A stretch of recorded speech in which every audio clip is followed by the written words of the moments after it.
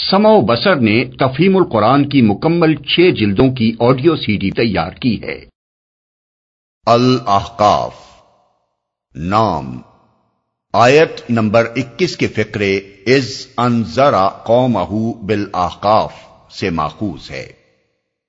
زمانہ نزول ایک تاریخی واقعے سے متعین ہو جاتا ہے جس کا ذکر آیات 29 سے 32 میں آیا ہے۔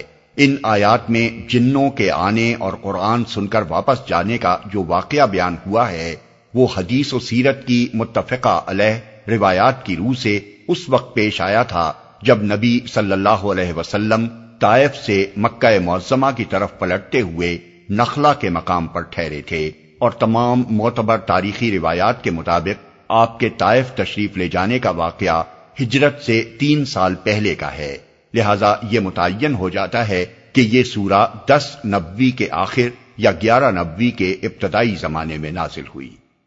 تاریخی پس منظر 10 نبوی حضور کی حیات طیبہ میں انتہائی سختی کا سال تھا۔ 3 برس سے قریش کے تمام قبیلوں نے مل کر بنی ہاشم اور مسلمانوں کا مکمل مقاطعہ کر رکھا تھا، اور حضور اپنے خاندان اور اپنے اصحاب کے ساتھ شیب ابی طالب میں محصور تھے۔ شیب ابی طالب مکہ معظمہ کے ایک محلے کا نام تھا جس میں بنی ہاشم رہا کرتے تھے۔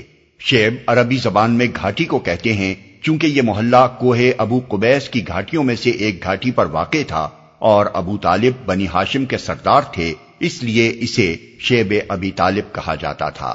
مکہ معظمہ میں جو مکان آج مقامی روایات کے مطابق نبی صلی اللہ علیہ وسلم کے مقام پیدائش کی حیثیت سے معروف ہے، اسی کے قریب یہ گھاٹی واقع تھی۔ اب اسے شیب علی یا شیب بنی ہاشم کہتے ہیں۔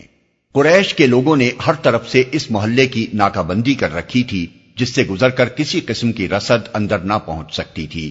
صرف حج کے زمانے میں یہ محصورین نکل کر کچھ خریداری کر سکتے تھے، مگر ابو لہب جب بھی ان میں سے کسی کو بازار کی طرف یا کسی تجارتی قافلے کی طرف جاتے دیکھتا، پکار کر تاجروں سے کہہ دیتا کہ جو چیز یہ خریدنا چاہیں اس کی قیمت اتنی زیادہ بتاؤ کہ یہ نہ خرید سکیں، پھر وہ چیز میں تم سے خرید لوں گا اور تمہارا نقصان نہ ہونے دوں گا۔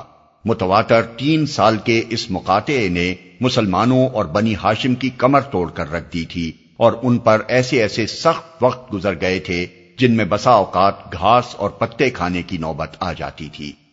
خدا خدا کر کے یہ محاصرہ اس سال ٹوٹا ہی تھا کہ حضور کے چچا ابو طالب جو 10 سال سے آپ کے لیے ڈھال بنے ہوئے تھے وفات پا گئے، اور اس سانحے پر بمشکل 1 مہینہ گزرا تھا کہ آپ کی رفیقہ حیات حضرت خدیجہ بھی انتقال فرما گئیں، جن کی ذات آغاز نبوت سے لے کر اس وقت تک آپ کے لیے وجہ سکون و تسلی بنی رہی تھی۔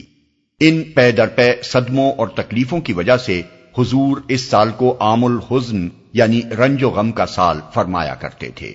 حضرت خدیجہ اور ابو طالب کی وفات کے بعد کفار مکہ نبی صلی اللہ علیہ وسلم کے مقابلے میں اور زیادہ دلیر ہو گئے، پہلے سے زیادہ آپ کو تنگ کرنے لگے، حتیٰ کہ آپ کا گھر سے باہر نکلنا بھی مشکل ہو گیا۔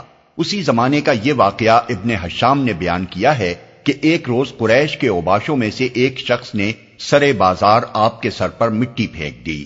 آخر کار آپ اس ارادے سے طائف تشریف لے گئے کہ بنی ثقیف کو اسلام کی طرف دعوت دیں، اور اگر وہ اسلام قبول نہ کریں تو انہیں کم از کم اس بات پر آمادہ کریں کہ وہ آپ کو اپنے ہاں چین سے بیٹھ کر کام کرنے کا موقع دے دیں۔ آپ کو اس وقت تک کوئی سواری میسر نہ تھی، مکہ سے طائف تک کا سارا سفر آپ نے پیدل طے کیا۔ بعض روایات کی روح سے آپ تنہا تشریف لے گئے تھے، اور بعض روایات کے مطابق آپ کے ساتھ صرف حضرت زید بن حارث تھے۔ وہاں پہنچ کر چند روز آپ نے قیام کیا اور ثقیف کے سرداروں اور معززین میں سے ایک ایک کے پاس جا کر بات کی، مگر انہوں نے نہ صرف یہ کہ آپ کی کوئی بات نہ مانی، بلکہ آپ کو صاف صاف نوٹس دے دیا کہ ان کے شہر سے نکل جائیں، کیونکہ ان کو اندیشہ ہو گیا تھا کہ کہیں آپ کی تبلیغ ان کے نوجوانوں کو بگاڑ نہ دے۔ مجبوراً آپ کو طائف چھوڑ دینا پڑا۔ جب آپ وہاں سے نکلنے لگے تو ثقیف کے سرداروں نے اپنے ہاں کے لفنگوں کو آپ کے پیچھے لگا دیا۔ وہ راستے کے دونوں طرف دور تک آپ پر آوازیں کستے، گالیاں دیتے اور پتھر مارتے چلے گئے، یہاں تک کہ آپ زخموں سے چور ہو گئے اور آپ کی جوتیاں خون سے بھر گئیں۔ اس حالت میں آپ طائف کے باہر ایک باغ کی دیوار کے سائے میں بیٹھ گئے اور اپنے رب سے عرض کیا، خدا بندہ میں تیرے ہی حضور اپنی بے بسی و بے چارگی اور لوگوں کی نگاہ میں اپنی بے قدری کا شکوہ کرتا ہوں۔ اے ارحم الراحمین، تو سارے ہی کمزوروں کا رب ہے اور میرا رب بھی تو ہی ہے۔ مجھے کس کے حوالے کر رہا ہے؟ کیا کسی بیگانے کے حوالے جو مجھ سے درستی کے ساتھ پیش آئے، یا کسی دشمن کے حوالے جو مجھ پر قابو پا لے؟ اگر تو مجھ سے ناراض نہیں ہے تو مجھے کسی مصیبت کی پرواہ نہیں، مگر تیری طرف سے عافیت مجھے نصیب ہو جائے تو اس میں میرے لیے زیادہ کشادگی ہے۔ میں پناہ مانگتا ہوں تیری ذات کے اس نور کی جو اندھیرے میں اجالا اور دنیا اور آخرت کے معاملات کو درست کرتا ہے۔ مجھے اس سے بچا لے کہ تیرا غضب مجھ پر نازل ہو یا میں تیرے عتاب کا مستحق ہو جاؤں۔ تیری مرضی پر راضی ہوں یہاں تک کہ تو مجھ سے راضی ہو جائے۔ کوئی زور اور طاقت تیرے بغیر نہیں۔ دل شکستہ و غمگین پلٹ کر جب آپ ترن المنازل کے قریب پہنچے تو محسوس ہوا کہ آسمان پر ایک بادل سا چھایا ہوا ہے۔ نظر اٹھا کر دیکھا تو جبرائیل علیہ السلام سامنے تھے۔ انہوں نے پکار کر کہا، آپ کی قوم نے جو کچھ آپ کو جواب دیا ہے اللہ نے اسے سن لیا۔ اب یہ پہاڑوں کا منتظم فرشتہ اللہ نے بھیجا ہے، آپ جو حکم دینا چاہیں اسے دے سکتے ہیں۔ پھر پہاڑوں کے فرشتے نے آپ کو سلام کر کے عرض کیا، آپ فرمائیں تو دونوں طرف کے پہاڑ ان لوگوں پر الٹ دوں؟ آپ نے جواب دیا، نہیں، بلکہ میں امید رکھتا ہوں کہ اللہ ان کی نسل سے وہ لوگ پیدا کرے گا جو اللہ وحدہ لا شریک کی بندگی کریں گے۔ اس کے بعد آپ چند روز نخلا کے مقام پر جا کر ٹھہر گئے۔ پریشان تھے کہ اب کیسے مکہ واپس جاؤں۔ طائف میں جو کچھ گزری ہے اس کی خبریں وہاں پہنچ چکی ہوں گی، اس کے بعد تو کفار پہلے سے بھی زیادہ دلیر ہو جائیں گے۔ انہی ایام میں ایک روز رات کو آپ نماز میں قرآن مجید کی تلاوت فرما رہے تھے کہ جنوں کے ایک گروہ کا ادھر سے گزر ہوا۔ انہوں نے قرآن سنا، ایمان لائے، واپس جا کر اپنی قوم میں اسلام کی تبلیغ شروع کر دی، اور اللہ تعالیٰ نے اپنے نبی کو یہ خوشخبری سنائی کہ انسان چاہے آپ کی دعوت سے بھاگ رہے ہوں مگر بہت سے جن اس کے گرویدہ ہو گئے ہیں اور وہ اسے اپنی جنس میں پھیلا رہے ہیں۔ موضوع اور مباحث، یہ حالات تھے جن میں یہ سورت نازل ہوئی۔ جو شخص بھی ایک طرف ان حالات نزول کو دیکھے گا اور دوسری طرف اس سورہ کو بغور پڑھے گا، اسے اس امر میں کوئی شبہ نہ رہے گا کہ فی الواقع یہ محمد صلی اللہ علیہ وسلم کا کلام نہیں ہے، بلکہ اس کا نزول اللہ زبردست اور دانا کی طرف سے ہے۔ اس لیے کہ اول سے آخر تک پوری سورہ میں کہیں ان انسانی جذبات و تاثرات کا ایک ادنا شائبہ تک نہیں پایا جاتا جو ان حالات سے گزرنے والے انسان کے اندر فطری طور پر پیدا ہوتے ہیں۔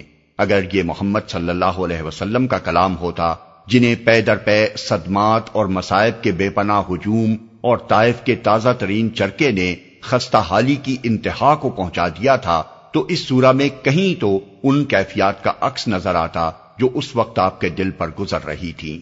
اوپر ہم نے حضور کی جو دعا نقل کی ہے اسے دیکھیے، وہ آپ کا اپنا کلام ہے، اس کا لفظ لفظ ان کیفیات سے لبریز ہے، مگر یہ سورہ جو اسی زمانے میں اور انہی حالات میں آپ ہی کی زبان مبارک سے ادا ہوئی ہے، ان کے ہر اثر سے قطعی خالی ہے۔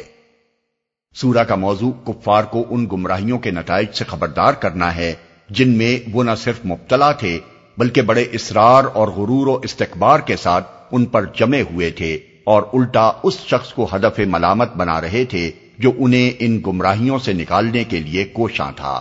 ان کے نزدیک دنیا کی حیثیت محض ایک بے مقصد کھلونے کی تھی، اور اس کے اندر اپنے آپ کو وہ غیر جواب دہ مخلوق سمجھ رہے تھے۔ توحید کی دعوت ان کے خیال میں باطل تھی، اور انہیں اصرار تھا کہ ان کے معبود واقعی خدا کے شریک ہیں۔ وہ قرآن کے متعلق یہ ماننے کو تیار نہ تھے کہ یہ خداوند عالم کا کلام ہے۔ رسالت کا ایک عجیب جاہلانہ تصور ان کے ذہن میں تھا، اور اس کی بنا پر محمد صلی اللہ علیہ وسلم کے دعوی رسالت کو جانچنے کے لیے وہ طرح طرح کے نرالے معیار تجویز کر رہے تھے۔ ان کے نزدیک اسلام کے برحق نہ ہونے کا ایک بڑا ثبوت یہ تھا کہ ان کے شیوخ اور بڑے بڑے قبائلی سردار اور ان کی قوم کے بوجھ بجک اسے نہیں مان رہے ہیں، اور صرف چند نوجوان، چند غریب لوگ اور چند غلام ہی اس پر ایمان لائے ہیں۔ وہ قیامت اور زندگی بعد موت اور جزا و سزا کی باتوں کو ایک من گھڑت افسانہ سمجھتے تھے، اور ان کا خیال یہ تھا کہ ان چیزوں کا وقوع خارج از امکان ہے۔ اس سورہ میں بالاختصار انہی گمراہیوں میں سے ایک ایک کی مدلل تردید کی گئی ہے، اور کفار کو خبردار کیا گیا ہے کہ تم اگر عقل و دلیل سے حقیقت کو سمجھنے کی کوشش کرنے کی بجائے تعصب اور ہٹ دھرمی سے کام لے کر قرآن کی دعوت اور محمد صلی اللہ علیہ وسلم کی رسالت کو رد کر دو گے تو آپ اپنا ہی انجام خراب کرو گے۔